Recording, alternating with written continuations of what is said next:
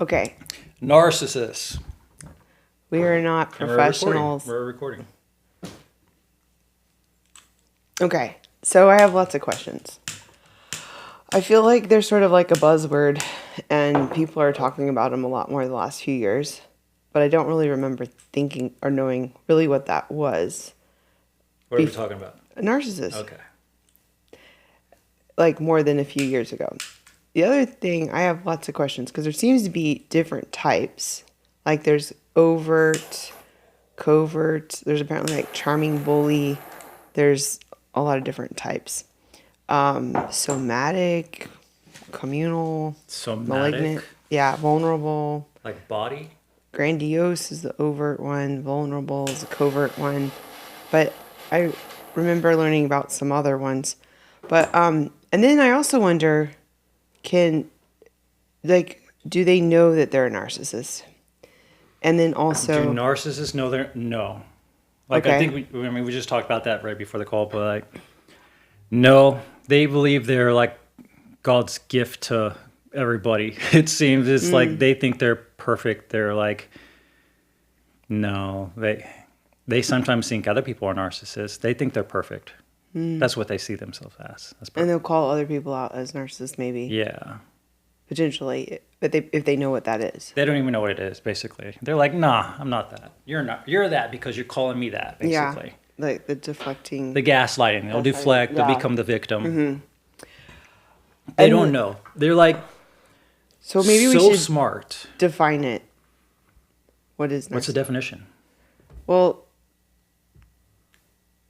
I just connected my computer. Narcissist personality disorder is a clinical diagnosis. Not all narcissists meet the threshold. Psychologists often refer to types of narcissism to describe patterns of behavior, still not answering the question, of behavioral commonly observed in narcissistic individuals. Here are the main types. So a grandiose narcissist is arrogant, attention-seeking, dominant, exaggerated sense of self-importance, craves admiration and validation, often charming and socially confident, and dismissive, exploitative of relationships. Yeah. It's common in public figures, leaders, and social climbers who thrive on being in the spotlight.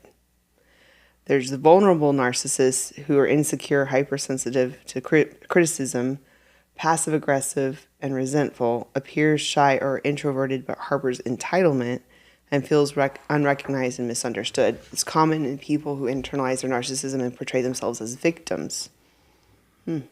Yeah, they're all victims. They're all like, they turn everything around and make them become a victim, 100%. And then there's malignant narcissist who combines narcissism with antisocial traits, manipulative, vindictive, lacks empathy. But isn't that like a common theme with a lot of them, is lacking empathy? But yet they're able to read people really well. So the reason, narcissism is so, like, why I like it, like I'm so interested in it, is because I mentioned to you earlier that there seems to be good and bad people in this world, and the bad people are narcissists. The good people, for the most part, are empathetic, empaths people. Mm-hmm. And in this world, it seems like they're trying to hold... They're the bad people. So, like, if you're trying to escape from their control, like, narcissists like to control and to dominate others. And in order to escape from this matrix or unplug from the matrix, you don't want to be controlled by a narcissist. So you need to be able to spot them and not play their games and not get sucked into their emotional traps that they like to set. So that's why I bring up narcissism and like to talk about it and master it and understand it and how to like... Make sure you're not being manipulated by one. Not get sucked in, Yeah, right. Because they could be anywhere from coworkers to family or... I think everyone's a little bit narcissistic from time to time, but there are like some full-time narcissists out there where it's just their full-time job of like, I'm the best person in the world. I'm the best and everyone's below me. They see everybody through a lens of hierarchy where they're the top and everyone's right below them and they got to maintain that. And anytime they see somebody trying to encroach where they are, they like to bring them down. They want them right underneath them. And that's how they maintain their fragile ego. It's all about them, and they don't see anything beyond themselves. It's me versus you. It's not a fun relationship. But it's fun in the beginning because, like I said earlier, they like to suck you in. But once they've got you, then they can play with you as a way. They can do whatever they want with you. Like they'll switch like a up immediately. spider web catching a fly and then playing They're with like the nicest person. You'll think they're amazing.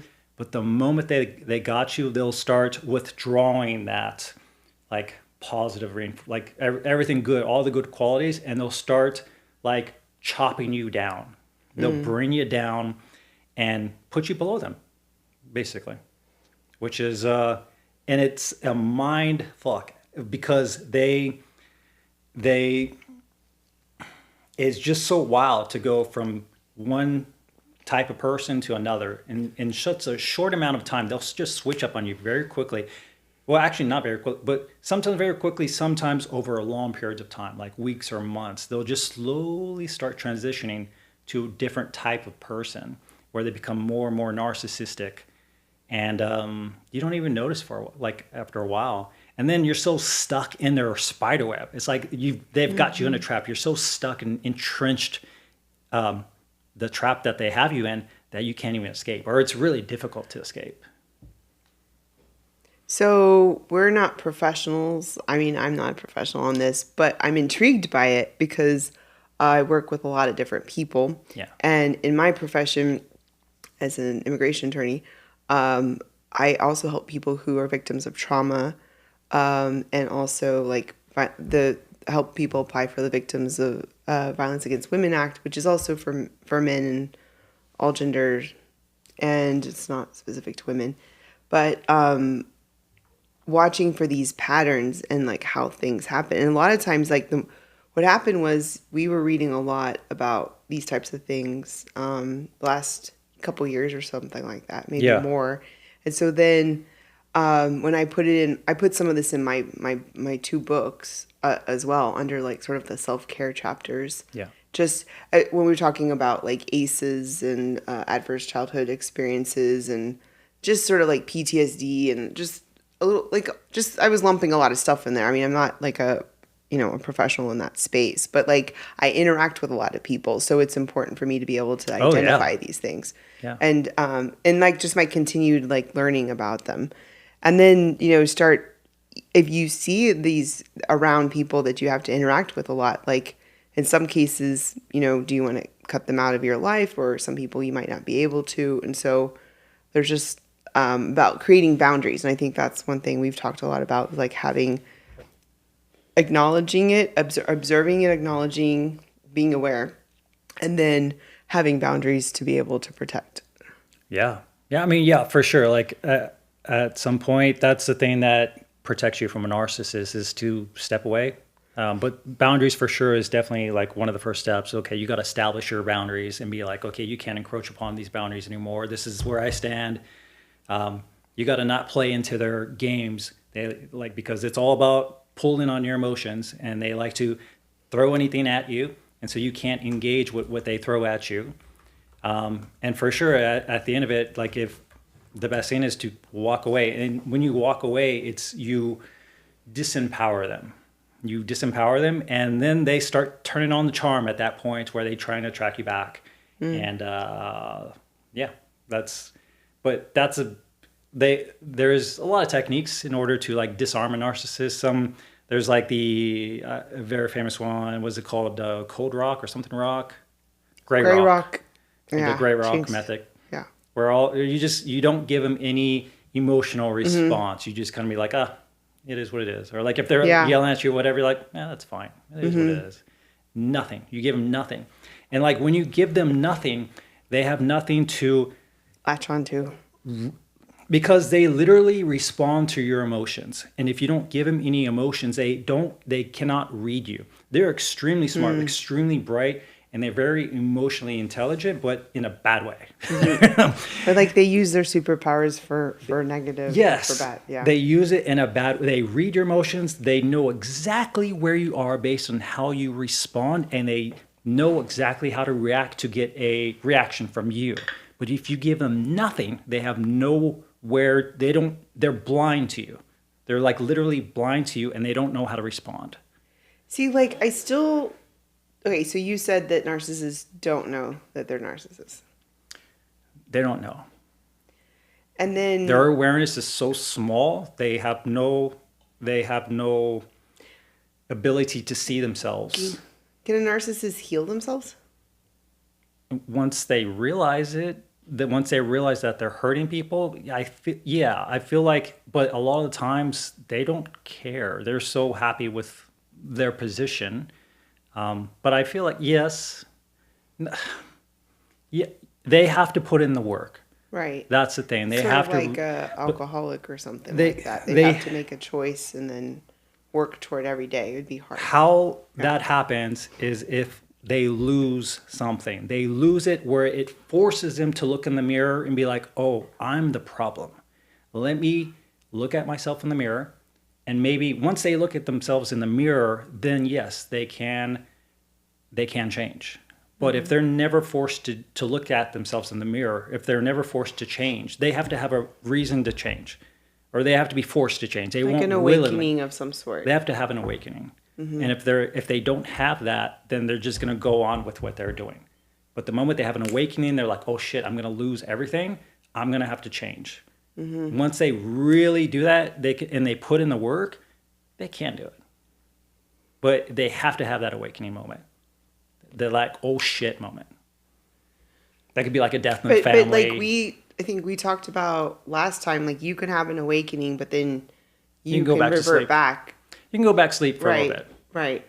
But then eventually, I mean, you can reawaken later on. Yeah, it's true. But yeah, for sure, you can go back to your old patterns.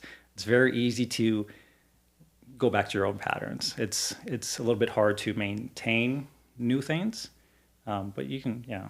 So I guess it's hard to say this out loud, but I came to the conclusion that my dad was a charming bully narcissist. That was my conclusion. I knew he was something, but I didn't know what he was. And when I came to that conclusion and felt pretty strongly that was accurate, it was very depressing and frustrating because, as my therapist said, it's like I didn't want to come to the realization. I came to the realization he was never going to be what I really wanted him to be. Yeah. But I think I got some clarity by the fact that I realized that's what he was. Huge clarity. Yeah. Like, once you realize like why a person does what they're doing, then it's like, oh, this is why. It doesn't excuse it, but for sure, like it gives you some clarity. Like I've had those moments too, for sure. And it's like, oh, okay, they're acting this way because of X, Y, and Z. But once you know like how they're acting and what they're going to do, then you can work with that. Like I work with it now. Yeah. It's like, okay, I'm not going to engage this one person when they're in this sort of mindset. Yeah. I'm going to wait until they're in a much nicer mind, like a certain type of mindset, then I'll engage with them. But you can work with it once you're aware of it. And just not to fall into the traps, basically, because you can tell. Yes. So the charming bully, I was looking it up, is a subtype of narcissists who can be particularly dangerous and confusing because they blend charisma with cruelty. The type doesn't always fit neatly into one clinical box, but it's often associated with traits of malignant or grandiose narcissism with a twist of manipulative charm. Yeah. Great. And I feel like I can say this more because he passed away, but I also am sharing only because it's been a healing journey, let's just say. And I feel like I might as well just mention it so if anyone else can get a benefit out of it. But I mean, it can be like embarrassing to say. How did that affect you? What? Well, I mean, it's like how do you mean, like in life and stuff? Yeah. Well, it's been really hard. Like the way I remember it being described, and I have the definition here, was that like he would be very charming to anybody. Like everyone thought he was the best guy in the world, but then he'd be like pretty jerky to his kids and his wife and stuff like that when she was alive. And then we're just like so confused because like some random person would walk by and he'd be like, ho, ho, ho, and he'd have like a joke or something. And then they'd walk away and then he'd go back to being like manipulative and controlling or, putting us down or something, whatever it was. So here it describes a charming bully, someone who appears charismatic, witty, and socially skilled in public, but they use their charm to gain trust and admiration or influence, like, and behind the scenes engages in bullying, manipulation, or emotional abuse, and often gaslights others and undermines confidence while maintaining a likable public image. Yeah. They can be highly calculating, attacking subtly, and often in ways that are hard to prove or call out, which Yeah. causes that, like, gaslighting, like, am I crazy or did that happen? Like, type of, why am I, and then when he was sick, he was, like, battling cancer, and then he got over it, and then he got it again. It's just like, I mean, what am I supposed to do? Go have a conversation? Like, Dad, Yeah. I have diagnosed you as a charming bullying narcissist. Let's have a conversation about that. But no, that wasn't really going to He's go like, anywhere. no, I was an amazing dad. He starts gaslighting you right away. I was there for you emotionally, intellectually. I mean, like when we did the funeral and everything, like I was honest. Like I think he worked hard. He did the best he could with what he had. And, we were trying to see the positive. But I mean, I think narcissists really do, so they're so lost in their own sense of self that I don't really think that their awareness is really small, and it's all about them, like I mentioned earlier. I don't think they realize the harm that they're doing. They're just assholes. They're just and they don't know any better. They don't recognize it. I see them as just a lost soul, basically. That they can come around, they can awaken, but right now they're just in a state of being kind of lost. And I feel for them mostly. And I found when I'm dealing with people like that, I have to step aside. I describe it as like I dissociate basically, and I don't take anything they say personally. And that's what I had to do, because if I did, then he would suck me in. But anyway, I zoom out and I see them as like a child, and it's just a child version of themselves that's acting out through an adult. They're just a small little child, and they're just playing out their programming from what they learned from childhood. And they never learned how to outgrow that. Yeah. So I have to see them like that, and the best way I can see them like that is if I kind of dissociate and observe from a outward perspective, and I don't take anything they say personally. But that's the key. Yeah, that works for me. That's what. And it just was hard though when they're your relative, especially like a parent or someone really close to you, because you're like, how do I not take this personally? Yeah. In fact, like, so common tactics of a charming bully are love bombing or flattery at the start of a relationship, then shifting to criticism or control, public praise, private punishment. They compliment you in front of others but belittle you in private. Undermining under the radar, so sarcasm, jokes, or backhanded compliments. Triangulation, this was one he would do. Playing people against each other to stay in control. It was hilarious. He would get pissed off at one of us siblings, and then he wouldn't talk to them anymore. And then he would call the other one. And that one was his favorite for that moment. And then he would call the other one. And there was 3 of us. And we were on a group chat. So we knew what he was up to. So we were like, I think he likes you now, like we knew his game. And then he would do this like, no one told me. That was his common phrase. Like, I didn't know anything. And we're like, Dad, we like literally had proof that he knew about something. But he would use it as a way. Would he play the victim a lot? Yeah. Oh yeah. Oh yeah. But what I hated for him was that he had these deep-seated like resentments that he never let go. I don't know how much that's connected to the narcissism, but I hated that for him, because I felt like what? Oh, he was resentful about this sibling or this mother-in-law or this thing that happened, just things that happened so long ago, or this former business partner or something like that. And he would just harp on it.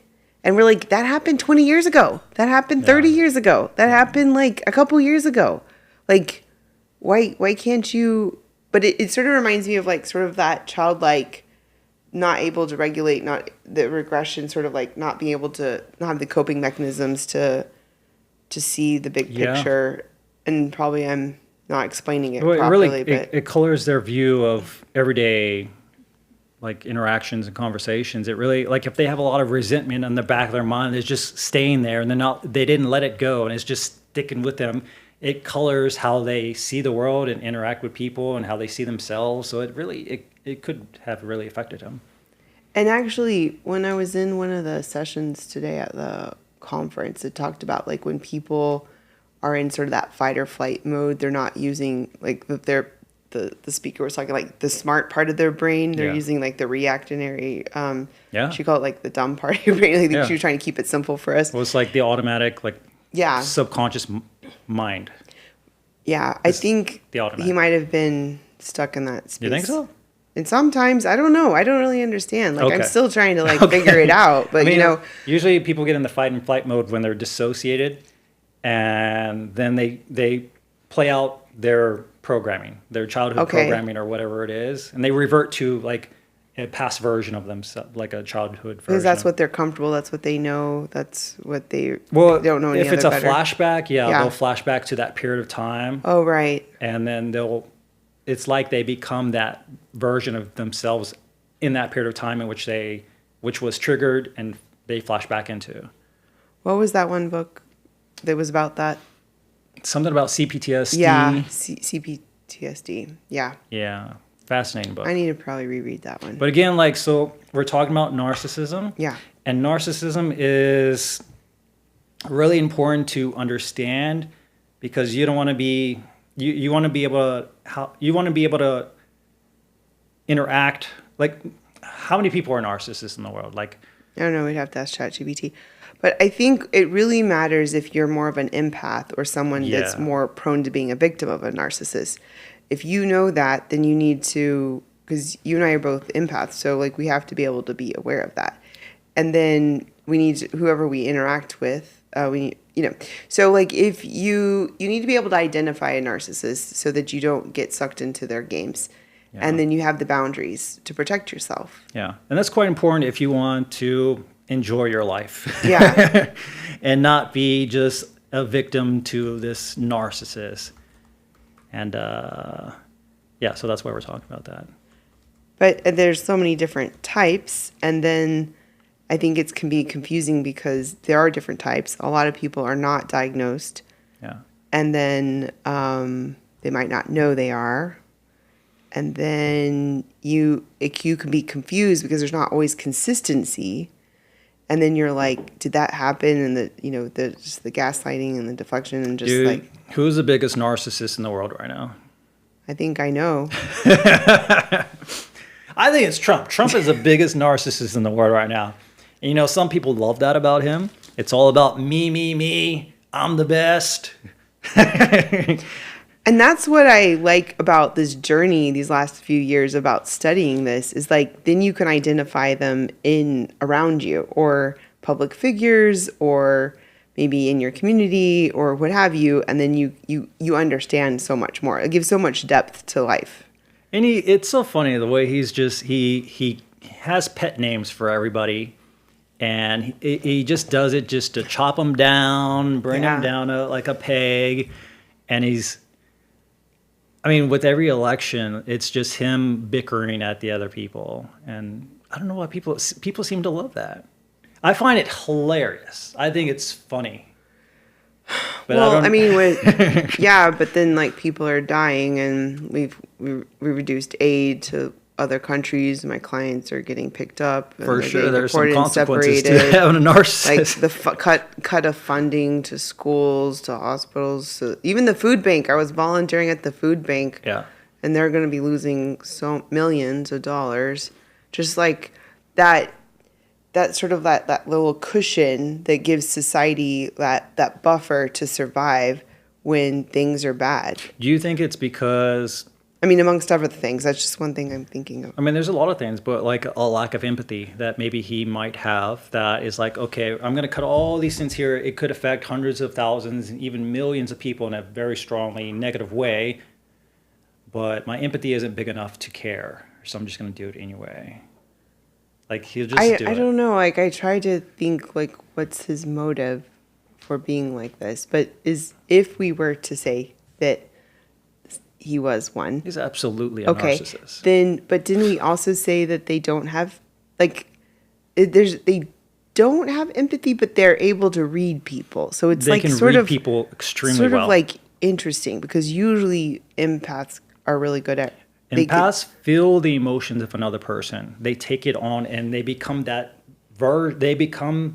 they do it so well that they become the other person. A narcissist doesn't do that. They read your emotions and they keep their distance because it's me versus you. But I can still read your emotions and I can use it to my advantage. Right. Well, then A little bit different. no, I get it. Narcissists use it for control. Empaths uses it to feel the emotions of another and kind of help them. Right. And so that's why, like, a lot of empaths are like caregivers or doing charity work or immigration attorneys or things like that. And Yeah. and actually, when I was researching my book on the rainmaking component, which is about like getting business, actually better rainmakers, if they're more of an empath, that makes them a better rainmaker. Being able to build a connection and being able to like sense the pain and make a connection and then and build the trust. That makes a lot of sense. Yeah. Like, I feel like people can know when a person's like real versus like they're just putting on a show or something like that, just faking it. Like, I can definitely tell.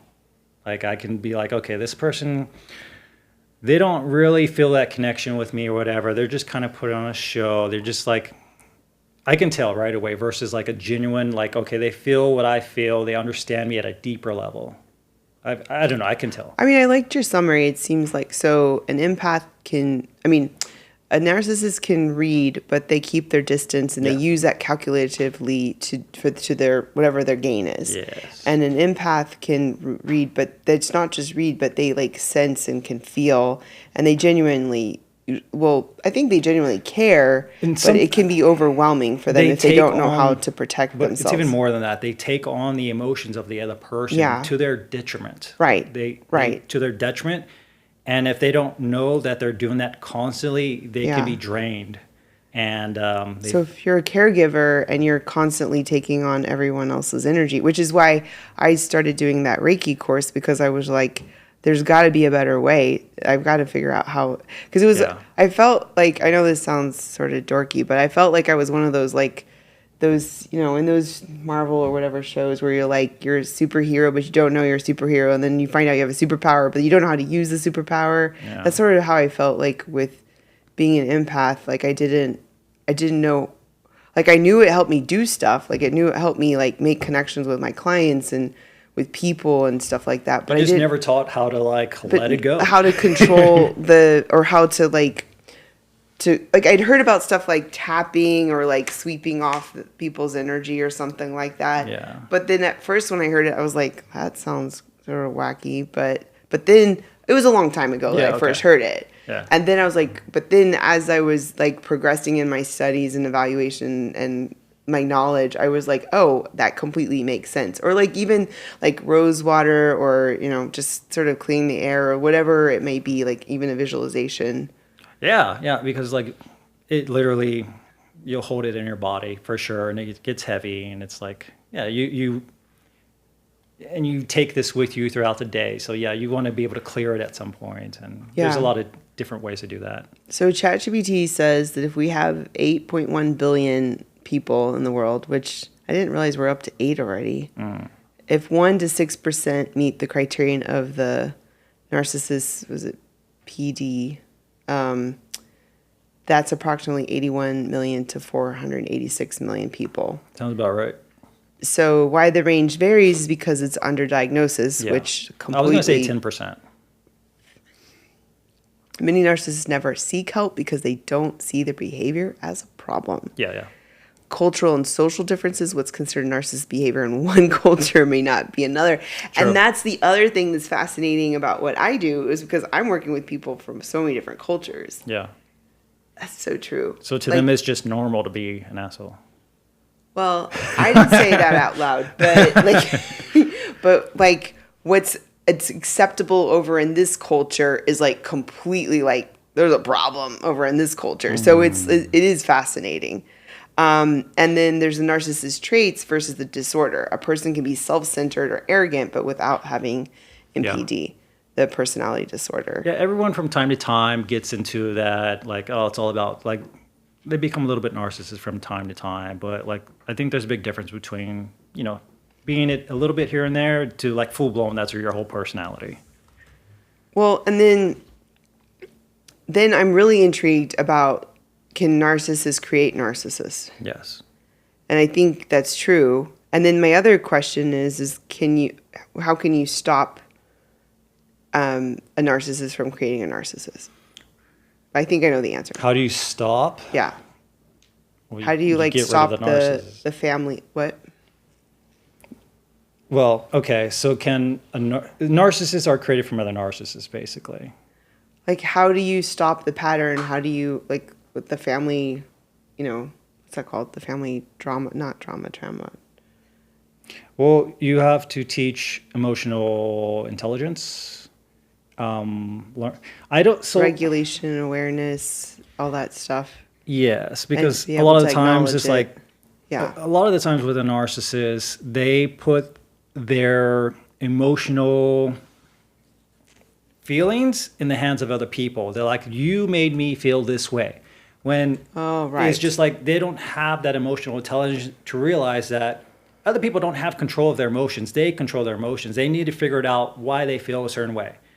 And they can just do some emotional, like why do I, like, what am I thinking? What am I feeling? What am I acting? They can start asking themselves questions and realize, be like, oh, okay, I feel this way because I did this behavior, or I'm thinking these thoughts. This external person doesn't have control of my emotions. I shouldn't put that blame on them. I shouldn't blame them. Be like, I feel bad because you did this. And that's what a lot of narcissists do. I feel bad because you did this. Mm-hmm. When it's not, no, you feel bad because you're an ass. You're taking us.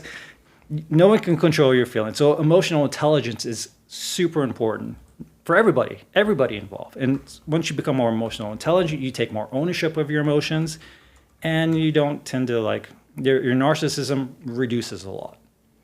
So, and then as I was asking that, it reminded me of what we've been reading and I've been studying and everything. It's like really a lot of it is, so to break that trauma cycle is what the generational trauma cycle is, that you basically have to recognize the patterns, understand the origins, and heal the inner child. Yeah. And I mean, my therapist was trying to get me to read something about the inner child book. Like, I mean, literally, she's been trying to get me to read that for like 2 or 3 years. And the crazy thing is, I read books like so fast, but like there's just that book, like I just didn't. That's a hard want part to read. It just really going back to past experiences and kind of relive them and heal them, and that it takes a lot of that's why that's a lot of emotional. The CPTSD book brought it was so up powerful. A lot of that. Yeah, I went through that book, and throughout that book, I was just processing a lot of things, letting a lot of things go, and it was very helpful for me. But yeah, it's just a process of just reliving past experiences that were very traumatic and seeing them objectively from like a different perspective, and trying to me, I had to like forgive the person. I had to forgive the person. I had to forgive myself, and I had to let it go. And it was hard to do until I could see it from different angles. I had to see it from the other person's perspective. Why did they act the way they did? Oh, maybe they were like, one example was like my stepdad. He was an asshole. He was the biggest narcissist ever. And he would just pick on me all the time. He would do little things to just treat me so badly. But I didn't realize that at the time. He was on a medication. I think it was Lexapro. And it made him extremely angry all the time. And he would turn that into a narcissist. He would turn that against us. And so I had to, when I was going back into these past experiences in my mind, I had to close my eyes, go into like a sort of meditation and visualize the experience. And I had to see it objectively and see it from his perspective and kind of understand what was going on in his mind at that time. And like, I realized, okay, that's not the real him. Like the real him wouldn't be doing that. He's only doing that because he's on this medication. Of course, it doesn't excuse what he did, but I can forgive him and I can let it go. Mm-hmm. And that's what I did. I forgave him. I let it go. I forgave myself too. And I was able to because I don't know, I felt like I needed to do that as well. And as I did that, I felt like, also what I did was like in my mind, I felt like there was like a hurt version of me there. And so in my mind, I hugged myself and I comforted myself. And in doing that, that pain disappeared. That like trauma or whatever it was, it like disintegrated and disappeared. And that was one healed trauma. And I did that over and over again for all sorts of things. And the more I did that, the more I felt lighter and I could like move forward without dragging all this heaviness from the past.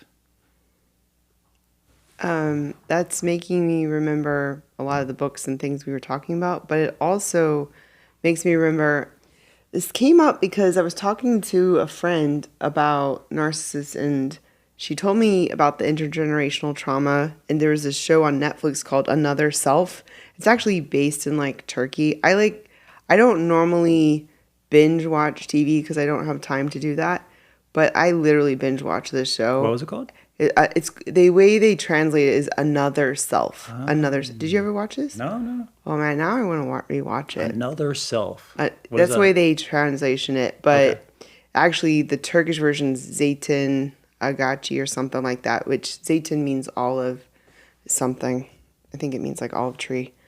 Maybe not. But what is but anyway, the point of it is like they take different scenarios and like this person, and then they'll do a flashback as to, like, I'll give you one example. One lady was afraid to get in the ocean, but come to find out, it was like her grandma or great grandma died in the ocean trying to get from one place to the next. Yeah. And then another one had some issue, and then there was like an earthquake, and he lost some family. And then there was anyway, it's really well done because basically there's like these people, they're trying to figure out life and marriage and kids and stuff, but then they do these flashbacks because everyone has like a family origin story. Yeah. And they're all trying to figure out like, it's like, how what's the to connection? heal. Like, why am I doing what I'm doing? Why am I taking these actions today? It's like, it's because some past experience 10 years ago, traumatic experience or something, and now I'm acting this way. That's the word I was trying to remember. Family constellations therapy. And that's what they do in the show, where it's sort of like what you were talking about, how like you replay what happens and then you come out with a different ending. Yeah. That's a key part. It's like I literally have to rewrite the story.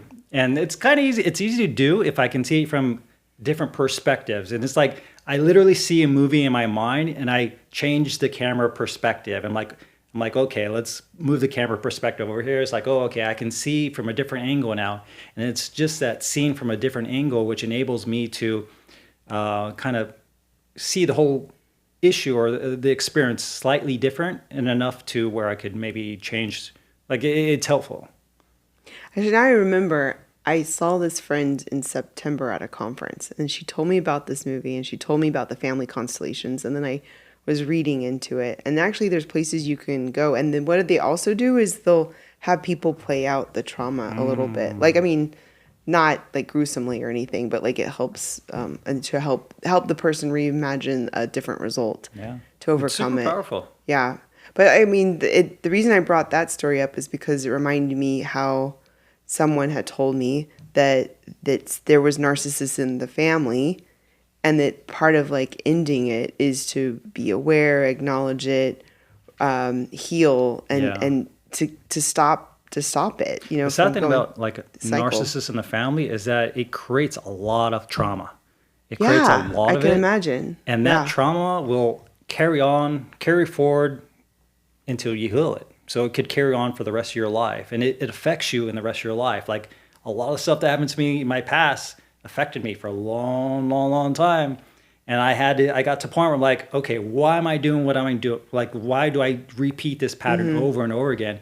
And I had to look to the past and be like, I'm doing this because of this past experience here. I'm like avoiding this situation. I'm doing this here, et cetera, et cetera, et cetera. It always points back to some past experience. And that past experience changes how I believe, or like how I see the world, how I see myself, how I see others. Maybe I won't trust people as much because of that past experience.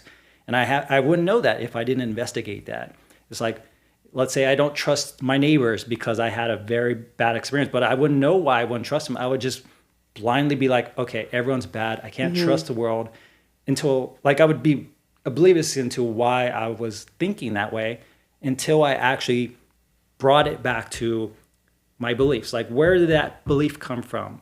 There's an underlying belief of, I don't trust people, or I don't trust this person, but why do I believe that? When's the first time I stopped believing in people?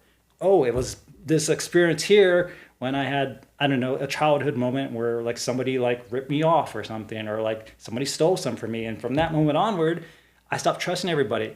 Okay, maybe I can rewrite that experience. Not everyone's bad. Not everyone is like gonna steal my stuff. Not everyone's gonna do this. Okay, so I can let that go. That was just a bad, like 5% experience. Like, not everybody's like that. Let me let that go. And it changes how once I let that go, it changes how I see people going forward. And it's just that process of like going through your shit and realizing The hard stuff. you can let go. Yeah. You can let go of beliefs that don't make sense to you. And there's a lot of beliefs that people hold on, and it limits them. There's a lot of limiting beliefs, and not a lot of people investigate the limited beliefs in which they hold. Right. And if they did, and they let those go and take on more empowering beliefs, they would be a much more empowered person. But it's hard work. It's worthwhile to do, but not a lot of people do it. Cute. One of our favorite books. This one.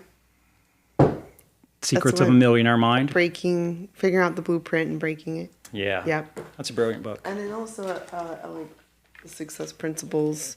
I've like beaten up this book. I still haven't read that one. What? No, you haven't? It's boring. What? No. Oh my gosh! Let's end this now. No, it's so it wasn't congruent. It seemed like it had less than one. It had in like dissected lessons. Yeah. It wasn't a story. Yeah, but you can like read it and then put it down, and then like I'll have to give it another chance. It took me like a year to read it the first time because I just like I'd read it and then put it down, digest it. Yeah. Yeah. I mean, I did skim through it. It had some. It's sort of like my book. You don't have to read Yeah. it from the front to the end. Like I give permission to people.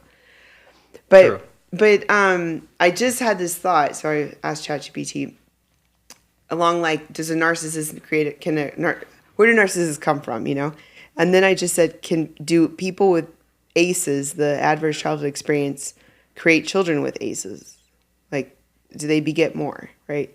And it says, yes, people with ACEs are more likely to create environments where their children may also experience ACEs unless they receive support, healing, and intervention to break the cycle. Well, because people It's basically all learn the same thing. from observing. Right.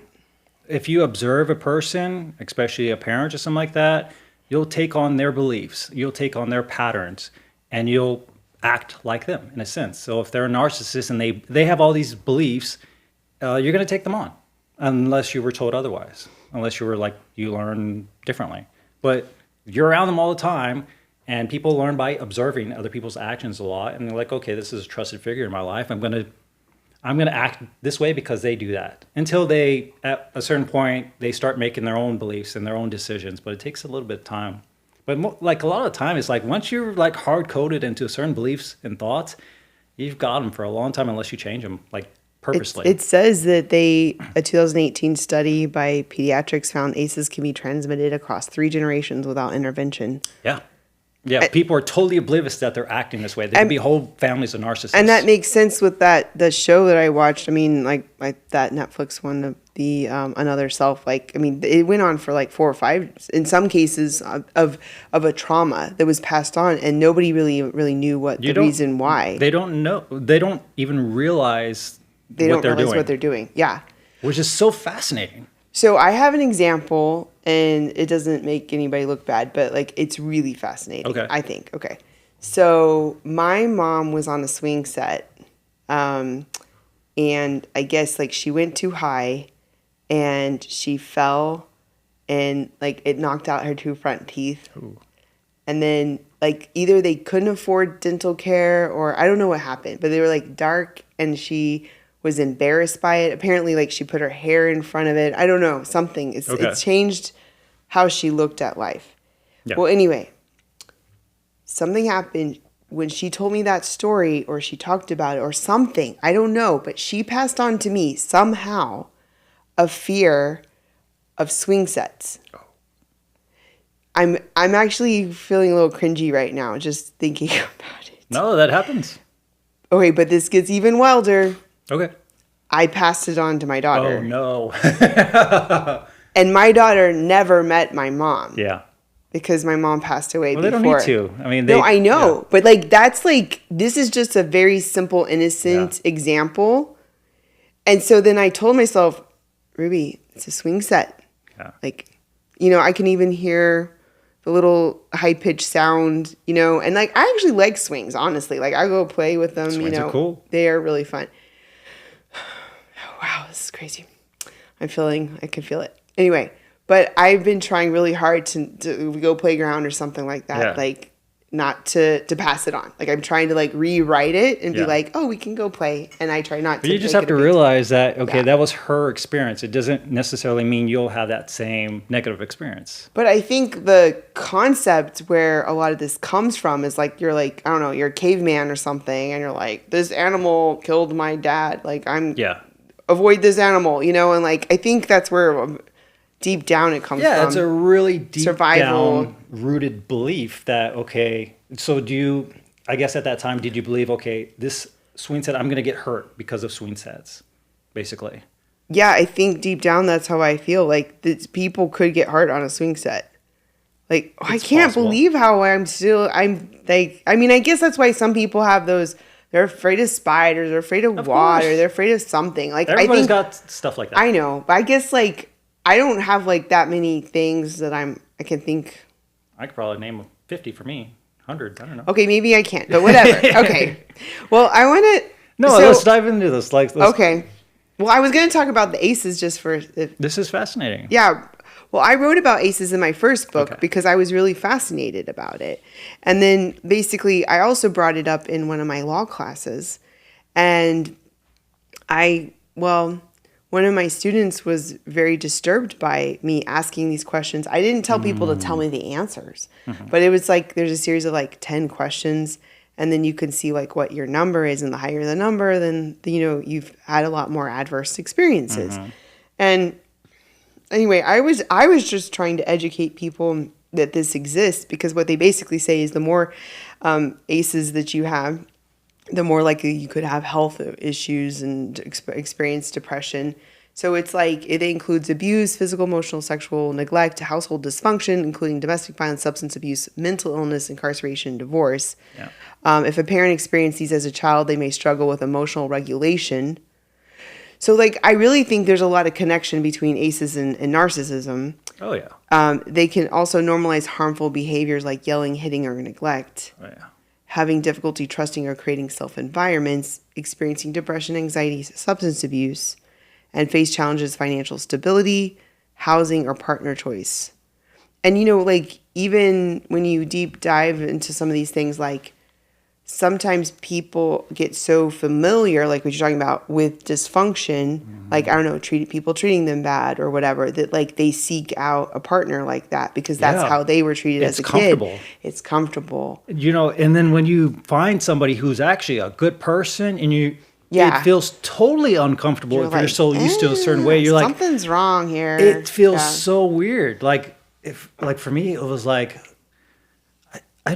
It literally felt uncomfortable around a healthy individual because I was so used to narcissistic backhanded comments. Like, I felt like I was a narcissist for a while because of this. My experience, I carried that trait. And probably as an empath around a narcissist, it can be so confusing because you're just like, am I that too? I don't know. They can play that mind games on you. For me, for sure, because I would take on their tendencies, the things that they would do. And I would do that to other people. I'm like, okay, that's just how you interact with people. That's normal. But then, not everybody did what I was doing. Not everybody was like being mean to other people. I would say things to people and they would get hurt. I'm like, but then I would feel bad because they got hurt. I'm like, oh, my bad. I guess that was a bad thing to do. And I would kind of learn from that. I didn't like to hurt other people. And then once I met more nicer people, I'm like, wait, it's like, there's different people in the world. Not everybody's the same. And it was so weird. I'm like, it feels so uncomfortable to have that healthy relationship that I don't like it versus like when I'm around narcissists or those bad people, it was like, yes, I know this energy. This energy feels, I know it. I guess that was the difference. The familiarity. Know this, yes, I'm familiar with this energy. Therefore, I know it. It's safe. It's okay. I know how to deal with it. I guess that's what it was. Versus what I didn't know how to deal with this new energy. Like uncharted territory. Yeah, it was like, I don't know how to deal with that. Like, I don't know what to do with you. Okay, let's go over here. Yeah. And then I kind of realized what I was feeling. And it was like, oh, okay. You're a good person. You're a good person. That's why I don't know you, but I want to know you. I want to understand this perspective. And that's when I kind of dove deep into what this person had going on. And it was like, okay, I like this. Let me learn more about this. And I prefer this version. I prefer the nicer version versus these crazies over here. I don't want to be around these narcissists anymore. I'm done with those people. But like this whole breaking the cycle, it's all about being aware. 100% awareness. Awareness is number one. Yeah. And then working through your trauma and your past and all of that, the CPTSD and all of that stuff and therapy. Yeah. And then making a choice to change. Yeah. And constantly working in that direction. And who you surround yourself by. A lot of the time, you feel bad enough where you realize you want to make a change. That's how I was. I felt bad. I felt depressed all the time. Like I was like a narcissist for a little bit until I like grew up, basically. I felt bad. And it's like, I don't want to feel bad anymore. Why do I feel so bad? And that's where I became more aware. It's like, why do I feel this certain way? And I started investigating, I guess, my feelings and things like that. And I guess awareness was first thing I did. But awareness is so key to all of this. Yeah. So, I mean, actually, this was a really good summary of stuff that I was researching a lot this last couple of years. But I forgot about the show a little bit. I forgot about the family constellation. There's even a place somewhere in Houston that does it. Trauma healing? Like they'll get people together and someone will enact like a family constellation, like healing. Yeah, trauma healing. Mm. They do it like every once a month or every quarter or something. I mean, that's so powerful. I know. I was like, I want to do that, but I think I was like working through a lot of things. It's hard to do, like, because it's very emotional. Yeah. At the same time, so you got to be able to I had a therapist at the same time while I was doing my healing, and I would have to, I was talking to her, and she was helping me stay grounded because I was like, sometimes when you like kind of meditate and go to these past experiences, you dissociate. Like I was dissociating a lot. Yeah. And that when you're doing that constantly, it's not healthy because it's, you're in a vulnerable state. And so I had to have somebody to keep me grounded. I think that's what happened this last year. I was doing the Reiki course and I had like that support group. We would meet once a week and we would check in for like, was it an hour or 30 minutes? I think it was an hour, which I felt like was a long time. But then I realized between that, the Reiki, the class, like it helped keep me grounded. Therapy, friends, like it helped keep me grounded so that I didn't dissociate while I was pushing through these awkward, hard things that I was working through. Because that's what happens, really. It's like you're purposely going back to traumatic moments that would cause flashbacks normally if they were triggered, and you dissociate basically, and and then once you dissociate, it's like you're so vulnerable. It's like any little thing. Yeah. So it's super important to do this healing work, hopefully with a professional alongside you, a therapist, or at least somebody to kind of keep you grounded. In a safe place. Definitely a safe place. And you don't want to be like too stressed out. But you can't be surrounded by people that could hinder your healing. For sure not. No. Which is why you have to identify if you're surrounded by a narcissist. Yeah. Yeah. As you know, this narcissists are. I like to think of like the world as a video game, and this is a simulation sort of thing. And narcissists are just. I feel like there's like they kind of push you to improve and to grow, and sometimes awaken. Like my business partner, like I can probably talk about this. He might hear this later, but we're on good terms now. That's good. He was, I don't know. We triggered each other. We were so like at each other's neck. I was pretty sure I was narcissist, and he was very narcissistic tendencies. We hated each other, went back and forth a lot, and it triggered me into like a awakening sort of state. So narcissists could trigger the other person into a different Like state to of mind. evolve into something better. Yes. Yeah. And that's what happened with me. I'm like, I had a breakdown moment and like, I'm like, what am I doing? Like, it was definitely a pivotal moment in my life where I was like, okay, let me make some changes. Let me like reflect on my life.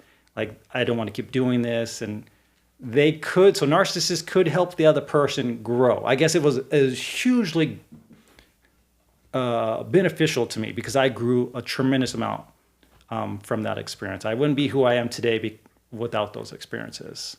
I guess that's a very positive way to look at it. That's a positive way, yeah. And I tell him that today. I talked to him today, and I'm like, we had a lot of fights in the past, but out of it came goodness, so good things. I grew a lot from it. He's still growing too, and he was like, oh, okay, I'm not where you're at now, but I'll be there in a couple of years. He's still pushing through things. But we're still in really good terms. But I'm like, I grew a lot. I have a lot more empathy. Like it forced me to look at myself, to look at like all my past experiences, to like heal. Like, yeah, it was extremely tough during that moment, during that period of time. Extremely tough. But I needed it, I guess. I wouldn't be who I am today if that didn't happen. That's a positive spin or, conclusion on that. On that journey. And I think for me, diagnosing my dad and observing that, it's really helped me work through my relationship with him the last, I don't know, I guess it ended up being about only 6 months before he passed away. From the moment I really felt truly like I understood more. It wasn't, it was rocky still towards the end, but at that point at the end of his life, I just was like, I'm here to help be there for you and all. Did you have a moment where you forgave him, or you haven't done that yet? Okay. I got a little bit more. Probably not, because like even I didn't even realize I haven't truly processed his death until like we were talking the other day, and then I was like, wow, like I really dissociated and like put it in like, okay, that's mourning the death of a parent. Let's put that in a little box and put it in this room in a far, far away corner of the house so I never have to think about it again. And if I stay super busy, like I'll never have to remember that box exists. You do that a lot. I know.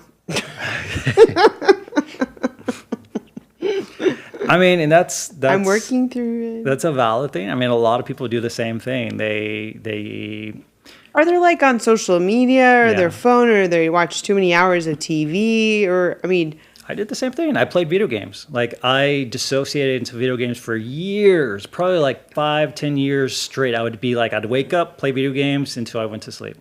I would do that, and my problems were too hard to handle. I'm going to dissociate into this video game, be lost in this world. And I did that for a while. Wow. And then I realized, oh crap, I'm wasting my life. Well, I think many people are doing that in some shape or form. Yeah. And they might not even be realizing that they're doing it. The weirdest thing, people don't realize their actions and what they're doing. And they have no awareness of things. Their awareness is so small. Well, I don't want to say that, but like they're not truly aware of what they're doing. They're just doing it because, I don't know, they're so used to Going through the motions. They're just going through the motions, going through past programming, past patterns, and they're not challenging themselves. They're not challenging things too like so much. They're like, okay, I'm just in survival mode. And that's valid. For a lot of people, all they do is work and try to survive and eat, have enough money for food and to pay bills and whatnot. That's totally valid. I guess I had the luxury of like, I was self-employed. I was successful. I'm pretty much retired now. And I had that time to, I guess, explore myself and explore, like, start to heal, I guess. I guess, would I be lucky in that sense? Well, actually, that's a really good point because, like, then that whole hierarchy of needs, I think when people are sort of in the rat race of, like, I have to do this, and they don't give themselves, like, that much, like, bandwidth of, like, clear, blank space or time to think. I think I wrote about that in my book, too. I was just like, you have to make time for that. That it's not busyness or not. I know I'm the one saying You're that talking loud. to yourself. I know. No, keep going. All right. So I'm going to listen to myself later. No, that's good. And then, just not the calendar or not having to listen to a podcast or listening to a book every minute, but to have some quiet time. Go walk in the forest or quiet trees. time? Quiet I'm time. sorry. Yeah. Quiet time is so hard for people. Yeah. My mom, she says, You love your mom. I do. I do. But No. wait, tell me the story. She hates quiet time. She doesn't like because when you it gets can too hear quiet your thoughts. because it gets too loud, she says. And I find that fascinating because it's true. It gets so loud, but it's getting loud for a reason. You got to listen. Yeah. And a lot of people say, no, I don't want to listen. I want to drown this out. And they push it forward, and it carries it forward. It's never going to go away. You gotta deal with it. You gotta process it.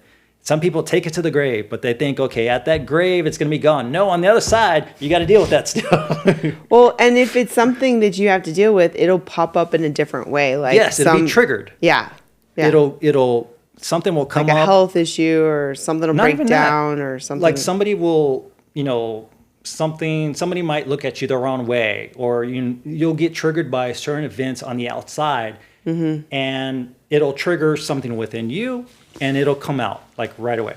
And if you find yourself getting triggered over and over again, that means you got a lot of stuff within you that needs to be processed, and it's unprocessed.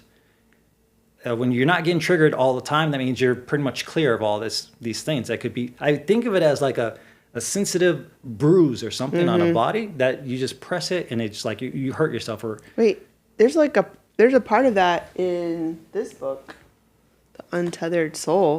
That's a great talks book. about there's like a thorn or something in your body, and but that some people don't want to process it, and they'll just build like a wrap or a package, a bandage around it, and then they'll walk around and do everything to not address the ultimate root cause, which is that they have a thorn or something in the body. But after a while, they're accumulating all these wounds and all these things, and it's like they become so sensitive. You say any little thing to them, and they blow up. Yeah. And they're not fun to be around. Nope. Those type of people, you got to walk on eggshells. It's like, okay, I can't say this, I can't do this, I can't do that. I'm gonna have to, be very gentle, et cetera, et cetera. I'm not saying this about my mom, but my mom's done a lot of healing. She's pretty cool now. I like her. You like her? I do. She's done a lot of inner work. But it's still funny to me because she says that she doesn't like silence because it gets so loud. And to me, I'm the opposite. I love silence. I want to hear those little intuitions, or little whispers, or little things, those little thoughts that kind of flood in. My mom would talk about that she would quote, be still and know that I'm God. And she would do it from the perspective of being quiet and listen. Yeah. And to what will come to you. And I agree with you. I think now that everybody has a smartphone in their hand, even my teenage kids, when are you going to be calm? And that's why I love national parks, to bring it back to national parks, is because there's no reception in a lot of them. And, you might as well just, like, it's like being on a cruise without internet. You might as well just enjoy life and quit thinking about the internet, the outside world, and the phone. And that's when I really get those moments of peace, because I'm in the forest, I'm near a waterfall, I'm on a hike, and those are like my phone rare doesn't for work. a lot of people. I'm like, those moments of peace are like probably the only peace that they get. Like being away from their environment and the distractions, mostly the distractions, where they really get to think. But isn't there also like a dopamine hit of being addicted to the busyness? And so I literally like flew 4 or 5 hours or something to drive a car a couple of hours to get to the middle of a forest in the middle of nowhere. Yeah. To have that quiet. But like we all could literally just open our door probably and sit outside and have quiet. Yeah. Or in our own house, but we don't choose to do it usually. Yeah, I mean, for sure, like it's much nicer just to open TikTok or something. Yeah. And just scroll, because each one is like some little nugget of like cool things that give us. I like the dog ones, or the dog ones where they're just like, they're my favorite ones. Oh, but I know what I was getting at. It's like, so when you're not so like into survivalist mode, and you like, because you can eke out a little more time and a little more peace and calm, like then I think you can work into this time to like work on healing. Yeah. A lot of people are in survival mode, so they don't have that opportunity. Right. Potentially. But we don't have to say you have to, But yeah, I think that's part. It's true. It's part of the two things. Like one, not feeling like you have the bandwidth because you're in survival mode. Yeah. Like let's say you're a single parent and you got a lot of kids and you're going paycheck to paycheck or something like that. Then you can feel like, where can I carve out time to really think about what I want? But I mean, you could, but you can get into this like mindset, like I'm too tired, I can't do this, I can't do that. I hear that it's all the incremental. time. Yeah. Even for like this, we're talking about basically healing. We're beyond narcissism at this point, but it's like this is healing, self-healing, and you're breaking the cycles, making yourself a better person, etc. But like for other things as well, like my other excitements that I'm interested in, like like I don't want to say aliens, but like that's a cool topic. It's a cool topic. But then I hear people, the biggest excuse that I see a lot of people have is that going to pay my bills? Or am I going to have to go back to work? Or do I have to go back to work Monday or something like that? Oh. Or does this mean I can quit my job? And they just throw it off as like, it's a fantasy. Like, how does it affect me? Yeah. This isn't going to help me. I think I've said that before. Oh, you're one of those people. Sorry. I mean, if you want to ponder like the mysteries of life and be like, okay, let's say there's aliens. What are they going to do? When are they going to come? How really are the aliens going to help me, right? How are they going to pay my bills? I didn't say, are they going to pay my bills? I think what I said at one point was like, until it really has an impact on my life, like I've got other things to be concerned about. I'm sorry. That's true. I don't like to hear it, but I know it's true. I guess for me, it's like, let's do a deep dive and talk about it. No, it's a big question. It's like, okay, are we alone? I know that's an interesting question. Are we alone? But of course, yeah. Is it going to pay my bills? How is that going to change my life, etc.? Like, okay, let's say we're not alone. Okay, nothing changes. I think the scary part for people is just the immenseness of the unknown, and so that makes people uncomfortable. So they stay with what they're used to, what they're comfortable. Like, I know this, I'm going to stay here, But how do you unplug from the matrix if you don't challenge yourself? No, I agree. And that's what this is about. This is about this. And, working through your healing is challenging yourself. Yeah. Wanting to strive for a better life, I'm really big on the breaking the cycles. Yes. That's challenging yourself. No, I agree. You got to think bigger. And we got to get people out of survival mode. I think with some other podcasts, I'll talk about money or something and be like, okay, let's think about money differently, because a lot of people have a lot of limited beliefs regarding money. And No, it's I agree. simply those limited beliefs. I mean, I've had them. I mean, that book that you suggested helped me buy the building for my business, and Yeah. then I actually feel like I need to reread it because I feel like after reading nearly all those 20 books you told me about on finance, I'm different. You're a I'm in lot better yeah, I'm a different equipped perspective. and like Yeah. your beliefs and understandings. Yeah, for sure. And then now I feel like it would be good to reread it. Like your beliefs shape your reality. They create your reality. So if you hold a limited belief about something, you're going to see that reflected out within reality. So change your beliefs and you'll change how you see and experience reality. And that's what you're kind of doing. You're getting a different mindset from reading these books, and the mindset of abundance and like anything's possible and like money is easy and effortless, et cetera, et cetera. And it's sort of funny now that I think about it, because like you and I think like this a lot, and I mean you've evolved more than I have in this space, but I've been following the journey here on the reading and all that.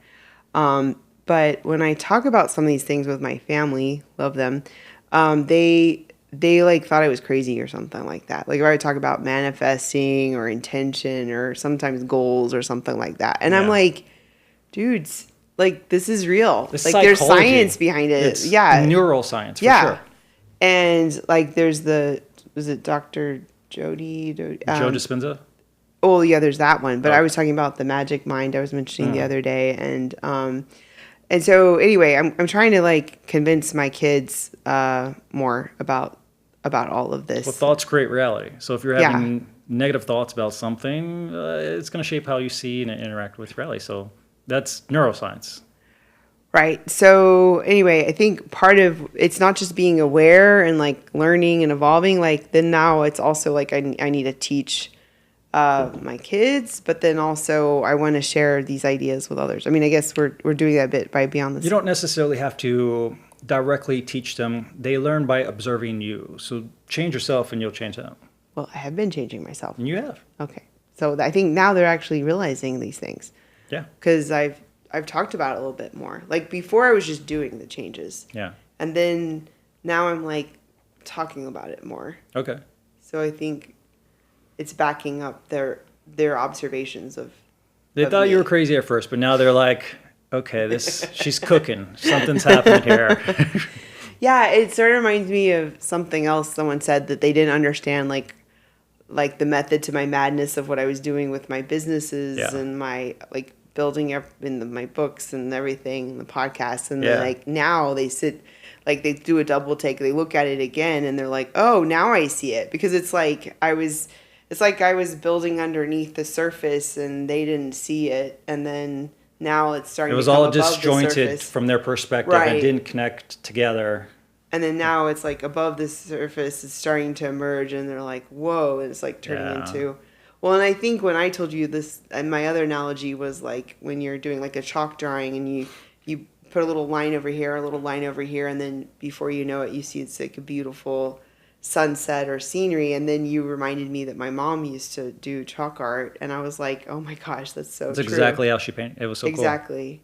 Like you're just like, it was like a magic trick in a way. Like yeah, it looked like nonsense at first, but then you just give her a little bit of time, and afterwards it's like a beautiful painting or whatever it was. Honestly, I almost forgot about that. We have to check to see if we have any of that recorded, but that was one of her really good skills that she had, talents. Yeah. And a lot of people don't see that. They just see the end result or something like that, or like, I guess for you, they see like you're disjointed things going on. Just a busy bee, and they don't know why I'm doing what I'm doing. And you're like, let me cook. Let me put it together. Come back and check it out later, and then it'll all come together. All right. What else can we cover here? Well, I feel like we've talked about identifying narcissists and the importance of understanding what ACEs are and breaking cycles, being aware, working through our trauma, and how painful it can be.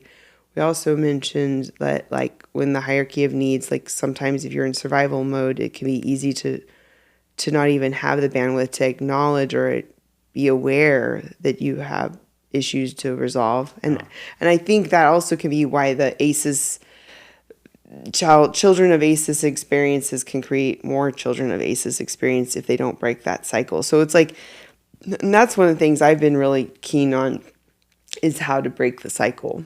Break the cycle. Yeah. And I think also like if you're, kids have two parents, like there's both parents are breaking the trauma from their generational lines. Yeah. So you might be breaking what you can from yours, but you have to work with your significant other, partner, whatever. You got to work together. Yeah, for them to break theirs, or else it'll continue. Yeah. So that can be challenging. Yeah. But I think also like our other theme is like if you are an empath, you have to figure out how to control and protect yourself with your strengths and not let it turn into a detriment. Man, empaths, like it took me a long time to not absorb other people's energy. Yeah. I would be sucked into it and I would absorb it rather than observe. And the moment I kind of stepped back a little bit, it didn't affect me as much. I would imagine like a bubble around me, like a shield, like protective shield, and their energy couldn't touch me. And that kind of kept a distance. That kind of kept a little distance from another person, especially if they're like really like abrasive. But yeah, I feel for empaths because or empaths. It's just I feel like empaths are just. I don't necessarily like that term because it's just they're untrained. I feel like they just suck up. But couldn't they be trained? Like what? Why don't you? Then like they become. that word? Then they're not necessarily. I mean, Then they're like. I don't. There's something more than an empath, like a. I think I heard the term dark empath or like, look that up. Maybe. I think it's called a dark empath or something like that, where they have so strong awareness of narcissists and other people that they don't get affected by those people anymore. But I think like you're assuming the word in itself, empath, means that they don't know how to wield their power. Pretty much. That's not when I say that word, I don't mean that, but they suck up. They become. Well, there's a lot of different empaths. Wow, this is really crazy. Did you look? What is dark empath? Dark, like DARK? Yeah. Okay. What is dark empath? But there's so many different types. It's someone who possesses empathetic abilities, like understanding and reading others' emotions, but uses them in manipulative, self-serving, and harmful. So that's not the term. It sounds like a bad thing. Yeah. Yeah. They blend emotional insight with traits from a dark triad of personality of narcissism. Oh yeah, I was reading about this earlier. Machiavellianism, manipulation, cunning, and psychopathy. Yeah, dark. That's not a good one. They use their powers for bad. Yeah, it sounded bad, but so there's the main types of empaths are emotional empath. Okay. Feels other people's emotions deeply, sadness, joy, anxiety, anger, may be overwhelmed by it. Yeah. Struggles to separate personal feelings with others. The other one is mental or intuitive empath. Picks up the thoughts, intentions, or mental energy of others. May just know what someone's thinking or feeling without being told. Yeah. Ooh, is that what a psychic or a... I mean, they have those abilities for sure. Like they can feel the energy of another person really strongly. The other one's physical or medical empath. They can feel the other's physical symptoms in their own body. Oh. Yeah. Wait, we have another word for that. I don't have that. Like I feel the emotions of people extremely strongly, and I can intuitive like know what their thoughts are a little bit. So you have a combination of them? Yeah. So physical, medical, it may be drained after being near people in physical pain or illness. Oh, fuck. Common among caregivers, nurses, doctors, or healers. Yeah. They just suck up the pain and suffering of another person. But it's There's more. That's dangerous. More. Okay, go ahead. Okay. Environmental or geomantic empath, highly sensitive to environments, crowds, clutter, noise, even the energy of buildings or... That's me for sure. I have some of that. Or natural places. Because I was telling you about the restaurants and stuff. May feel calm in nature and anxious in cities or chaotic I mean, it sounds spaces. like autism too. Energetic empath feels people's vibes, Oh auras, man, and overall energy I fields. have that so strong. Sensitive to subtle energetic shifts, even without visible emotion. Yeah. Often drawn to energy healing, Reiki, or spiritual I practices. mean, I got crystals, I got incense Yeah. going on here. I got a lot of stuff. I'm like, all right, let's clear the energy in here. We got animal empath, deeply connects with animals, may form powerful healing bonds with pets or wild animals. Global or planetary empath feels collective energy shifts. That's probably like the solar flares and stuff. Yeah. Can be affected by the mood of the world. Yeah. Wow. I think from time to time I get a little bit of all of those, but yeah. There's one more. Okay. Heyoka empath. There's maybe that's what you were trying to say. Sacred clown. I don't know. Sacred clown or mirror empath. A rare type of empath, often described in native traditions, uses humor, contradiction, or unexpected behavior to reflect others' truths back at them. Tends to trigger deep introspection in others, Oh, that one's a fun one. often unintentionally. They just mirror back. Interesting. Okay, emotional mirroring and spiritual teaching through contrast. Yeah, Oh, interesting. that one's fun. I like to do that because you can like step back and be the observer and be like, okay, this guy's just trying to manipulate me or trigger me or do me like that. You can call that out a little bit. I love that. I used to do that a lot with my mom because she loves to guilt. She loves to guilt me into things. She loves to like peer pressure and different things. And I would call out her what she was doing. I'm like, oh, now we're guilting each other now. Or, oh, now we're doing this now. I would call it out right away because I was so observant of what she was doing. She had no clue what she was doing, though. She had no awareness. I mean, it can really piss somebody off, but it also could help them be more aware. It actually helped her. She was like, oh, I'm sorry. I wasn't aware I was doing that.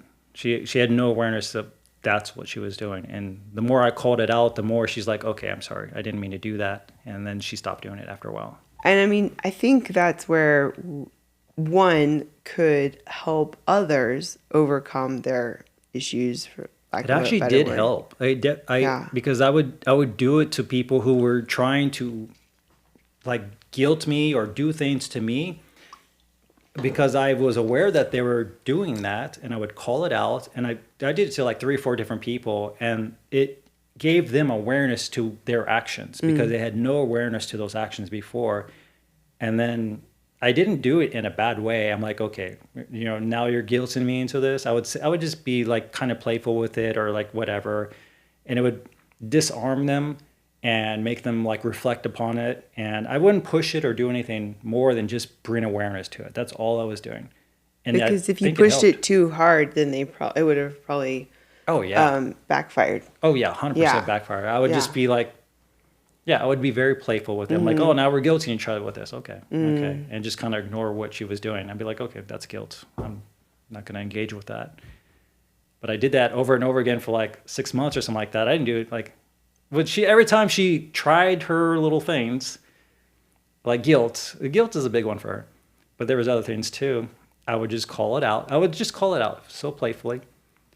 And she stopped doing it after a while. But it was, again, she had no awareness she was doing it. So I was giving her awareness.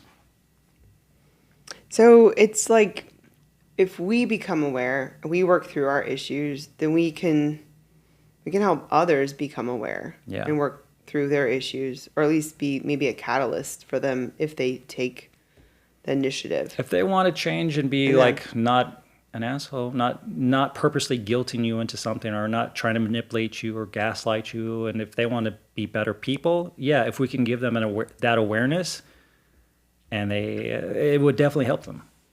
So I mean, I think this is all a good playbook for breaking intergenerational trauma. Yeah.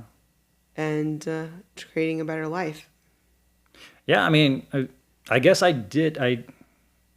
This is kind of, because this is how I would engage with people, with my mom and like different people. And I think it actually really did help them. It's that awareness because like we said earlier, awareness is key. You can't change what you're not aware of. Right. And they don't have it. So I have to be the one that give them that a little playful awareness. And once they're aware of it, they're like, okay, how can I not do that again? Or I don't want him to feel this certain way, or I don't want to guilt this person. How can I change a little bit? So You have to give them a little bit of help, a little bit of help. push. Yeah. And then they can take it if they want to. I mean, yeah, just like how they can take it or leave it. Like how you can learn something. I don't know. Like you can hear something or view 4 or 5 times. I don't know what the statistic is, and then like eventually you might take it in. Yeah. Yeah. Because like she told me she was not aware of what she was doing. I'm like, so she actually like, I think she thanked me or something like that. But she's like, I changed because you let me know. I'm glad you let me know. Like she wanted me to let her know about stuff like that. I'm like, okay. And other people did too. I would call them out and be like, okay. But yeah, I think that's a really good way to do it. But it's only with people who are not aware of what they're doing. Because a lot of them aren't aware. But if they're just being asshole or just being the way they are just to kind of hurt you, and there are definitely people out there, you can't do this same tactic to them because they don't care. They have to be receptive. They have to be definitely receptive and not wanting to purposely hurt you and control you. Like my mom doesn't want to control me or hurt me or anything, but she wasn't aware of her actions still, but she was still... Which is sort of what we talked about sort of at the beginning is like, do they know that? That's now that my mom didn't know. But other narcissists that want to hurt you, they know what they're doing. They don't know that they're a narcissist, but they know they want to control and manipulate you and bring you down, et cetera, et cetera. And that's their modus operandi. Yes. They're comfortable in that space. But if they don't know that, if they don't have that, what do you say? Awareness No, if they don't have that goal of like control and manipulating you, then they're not a, yeah. Mens rea. Yeah. It's interesting, right? Yeah. Like we went full circle. I love it. I love this understanding. Like I love this psychology. I love like how people think, and because it makes the world makes more sense now that I understand the different aspects, like how people think and the different aspects of things. There was also the other book you told me to read, which was The Game of Life or something like that. Oh yes, that's a fun book. I did read that. Oh, it's so little. It's sitting in here. The Game of Life and How to Play It. Yeah. That's a great book. I need to read. You read that in like 2 minutes. Yeah, I think so. How do you soak in? I don't think you soaked it in because like it took me like a few days to read that book through the airport because I paused every page. Okay, so that's like when I said that success principles, like that's how I read it. I read a little bit and let it soak in, and then I read the next. That's why it took me like a year. Yeah. Because it was just, I was really taking in. But I think I've gotten to the point where I'm starting to skim things. I mean, I'm reading them, but I think I'm just reading maybe you're too fast. That's why I was telling you, like, I need to create a way to, like, quiz myself about retention. What do you like about that book? Well, I'll have to go back and look at the... Oh, okay. I like to, like, if I can remember, it's like, it talked a lot about the way you think about things is really important. It talked a lot about your beliefs and thoughts and, like, how that affects reality. I guess it was kind of a manifesting book a little bit. Yeah, man image. This means that what man images sooner or later externalizes in his affairs. So that's manifesting. And then it talked about, the Greek said, know thyself. And then the 3 departments of the mind are the subconscious, the conscious, and the superconscious. Let's see, I underlined a lot. There was the law of substitution. Oh, yeah. There was a lot, it talked about the different laws of that man's only enemy is fear of lack, fear of failure, fear of sickness, fear of loss, and the fear of insecurity or on some plane. Actually, that's another one that I've been really grappling with the last few years. Is just the power of fear. And how it controls so much. And like, but that goes back to being aware that the fear is there. A fear of what? And how do you rewrite that? Ultimately, I think it comes down to the fear of death. Ultimately. Probably. And if you can overcome that fear, you're free. Are you afraid of dying? Are you afraid of death? That's pretty deep. I mean, I have a lot of stuff I want to do before that happens. So, Are you afraid of it though? well, almost all the people that I've in my life that died, like they just died because of a sickness or old age or something. So, I mean, I guess you could say that's a blessing in some respect, as opposed to something abrupt some other way. So, I don't really think I'm afraid of it. I mean, I believe in God, and I'm at peace with like that there's something better. So I think Okay. I'm not truly like afraid of it. I think I'm more like my goal orientedness and being a mom of teenagers, like I would want to be there for them. And I have a lot of things I want to do and not leave unresolved. And still I feel like I've worked really hard and I haven't had a lot of time to just have fun, and I want to have sort of like that balance. But I wouldn't say, I think, wait, okay, so whatever fears I might have had, I mean, I don't know, that's interesting. You went straight to like fear of death, but Well, that's a big one. yeah.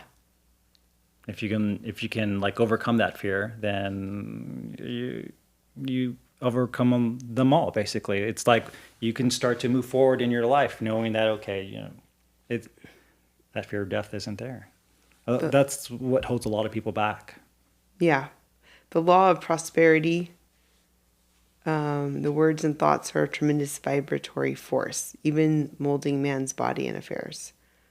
Did you say the law of prosperity? Yeah, that was a law of prosperity. This chapter, if one asks for success and prepares for failure, he will get the situation he's prepared for. Yeah. That's a good one. You must act as if you had already received it. Oh yeah, I like that one. Like about Assume it to be, basically. Man must prepare for the thing he has asked for, and then there isn't the slightest sign of it, even when there isn't the slightest sign of it in sight. Yeah, that's when I came up with the motto, assume the best. Yeah, I like that one. Yeah. Oh yeah, I could probably read this really fast again. Yeah. You just start reading. Man can only receive what he sees himself receiving. Yeah. But see, like, this is why you have to get out of the rat race. You have to get out of that, like, just survival. Like, you have to be able to just give yourself that ability to just, like, to think like this. Yeah. And to visualize what you want to happen. You know, it's quite interesting. I never really thought about stuff like this until actually I got what I thought I wanted. Like I think like 5 years ago or something like that, like I had enough money to retire, and I realized I wasn't happy. But then I realized like the money wasn't like what was going to bring the happiness.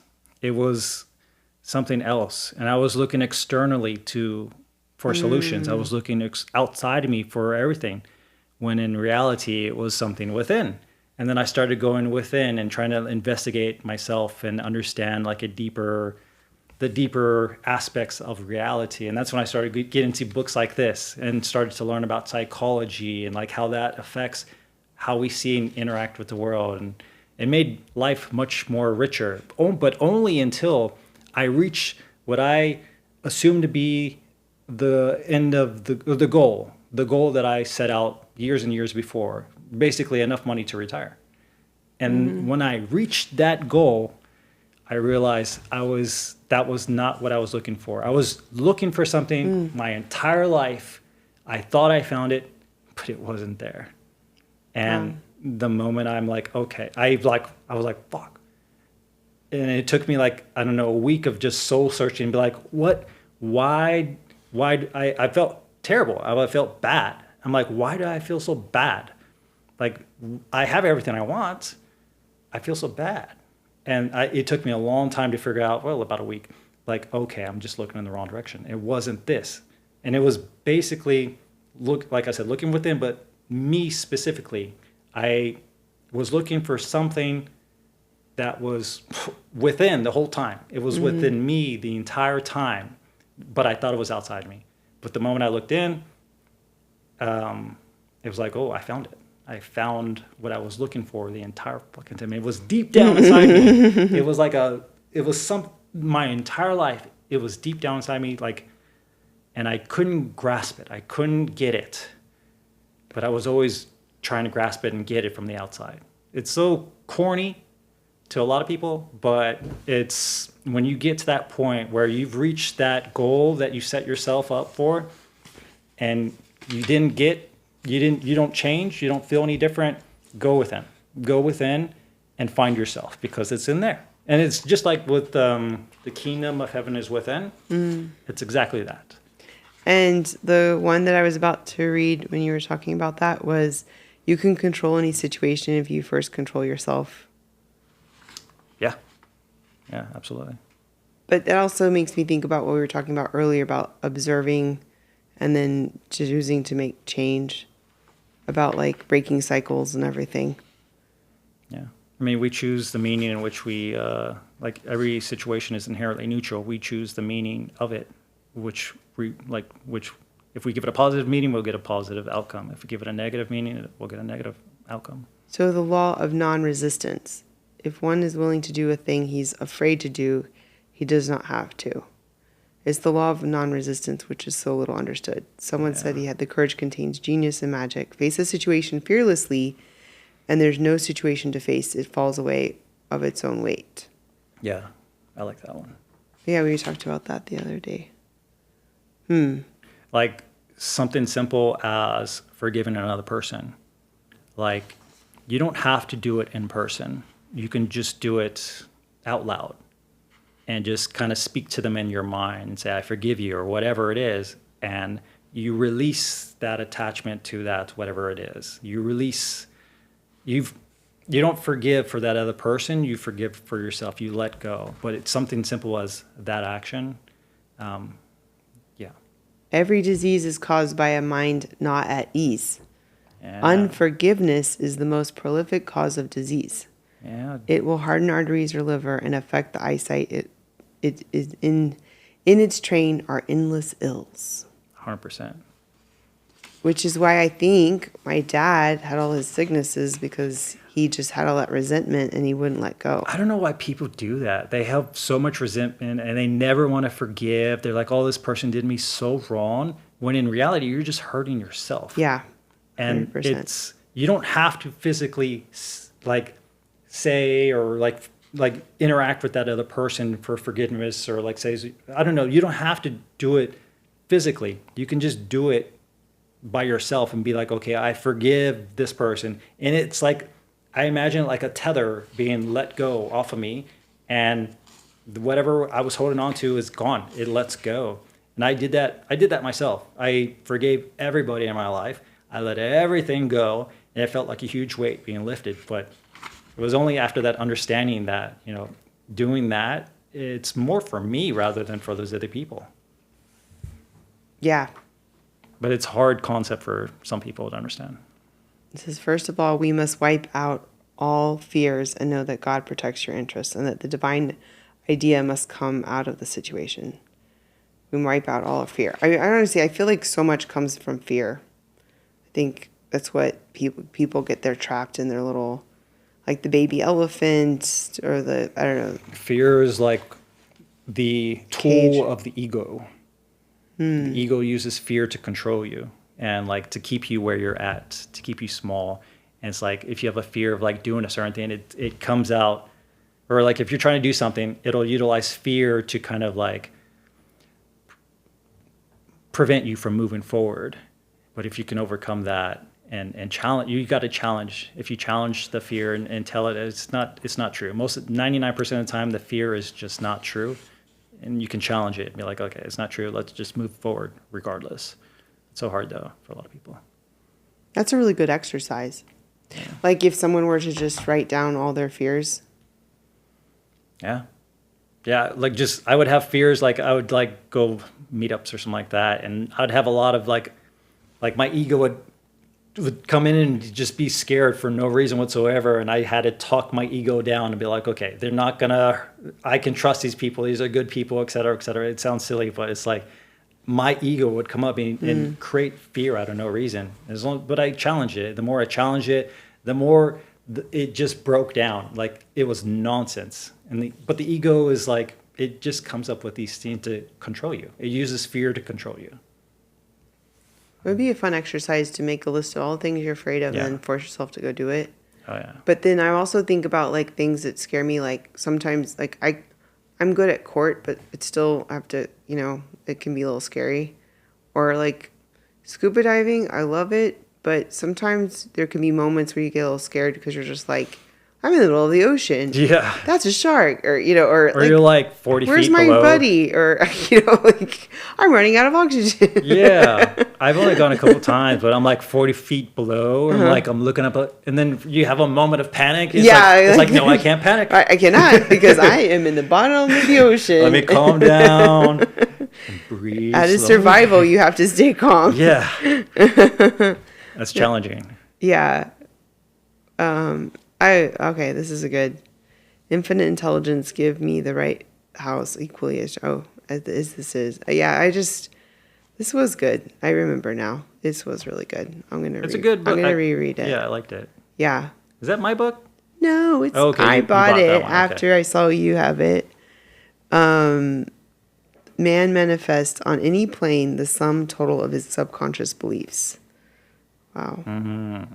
Man's freedom comes through fulfilling his destiny, bringing onto manifestation the divine design of his life. And this is like 100 years old. The lady who wrote this was born in 1871. It's super short, but it just died in packed 1940. full of like nuggets. If you can really if you take it slow and read it and just digest the words, like it has deep meaning. A lot of these things. It was originally written 100 years ago this year, Wow. 1925. Wow. That's the cool thing about a lot of these sort of books about basically reality is they stand the test of time. That's quite fascinating.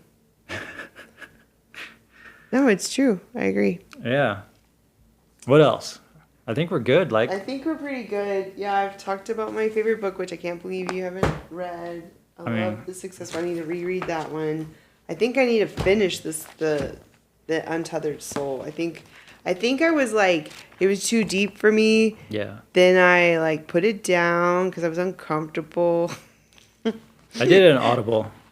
And then I picked it up again. And I was like, okay, I could do this. And then I got uncomfortable again. And then I was like, okay, did I finish it? I don't know. I don't think I did. I don't know. Whenever I read that one, it really helps me like zoom out and like see the bigger picture and not worry too much. I got about 30 more pages on that one. These are the finance one. These are finance. Oh, these are all finance. But one of my Reiki teacher told me about this one. The Art of Money. But it's not just about money. It's really it's about fear and other stuff like that too. Like exploring. I think another good, we can talk about like on the next podcast, whenever you're around next time. Yeah. We can talk about belief systems and fear and stuff like that. Yeah. That sounds good. Yeah. Belief systems, fear, self-limiting beliefs. A little bit more double down on that. Yeah. That's a big topic, but really fun.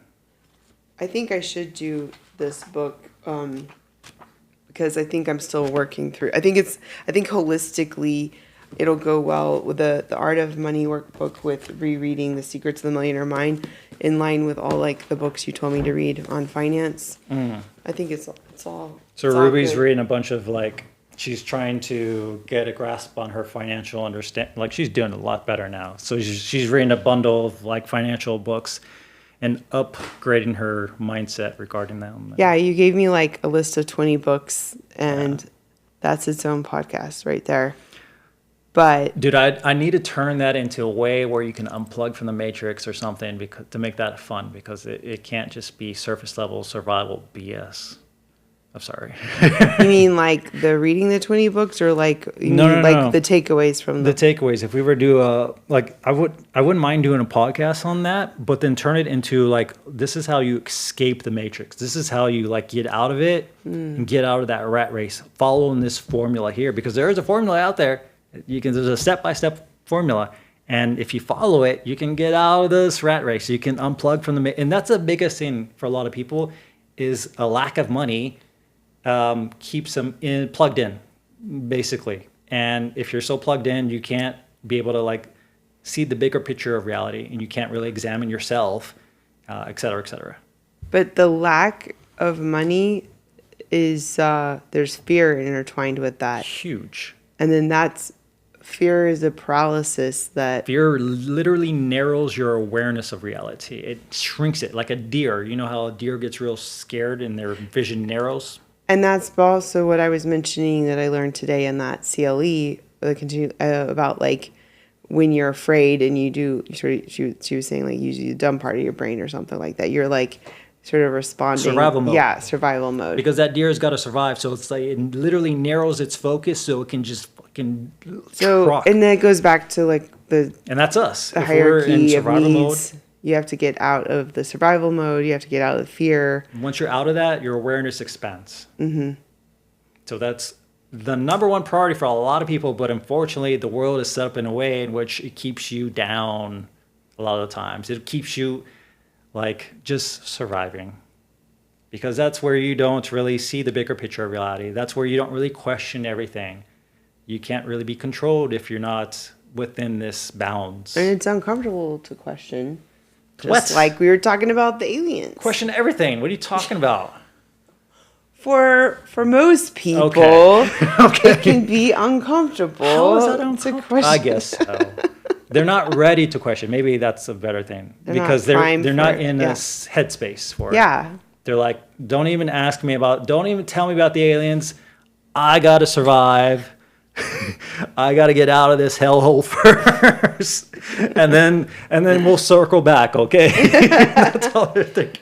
Let's just put a pause on that one, and then we'll circle back to Yes. aliens. Okay, that makes a lot of sense now. We got to get these people out of the matrix. That would be a great podcast. Yeah. Well, we've got a lot of good topics for the future. Yes.